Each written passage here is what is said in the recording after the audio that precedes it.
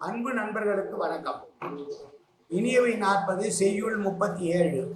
இளமையை மூப்பு என்று உணர்தல் இனிதே, இளைஞர் மாட்டு அச்சு இன்மை கேட்டல் இனிதே, தடமென் பனை தொழில் தளிர் இயலாரை விடம் என்று உணர்தல் இனிது. இளமையாயிருக்கும் போதே முதுமைக்குள்ள அனுபவம் தனக்கு இருக்கிறது, தான் முதுகத்தை மூப்பை அடைய போகிறோம் என்பதை உணர்ந்து கொண்டிருப்பது இனிமையானது. அதாவது இளமையிலேயே மூத்தவர்களைப் போல சிந்திக்கக்கூடிய ஞானமும் அறிவும் வேண்டும் என்று சொல்கிறார். சுற்றத்தாரிடம் இனிய சொற்களை கேட்பது இனிதாகும்.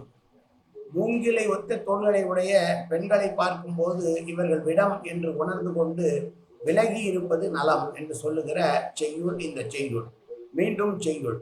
இளமையை மூப்பு என்று உணர்தல் இனிதே, இளைஞர் மாட்டு அச்சு இன்மை கேட்டல் இனிதே, தடமென் பனை தோல் தளிர் இயலாரை விடம் என்று உணர்தல் இனிது. நன்றி, வணக்கம்.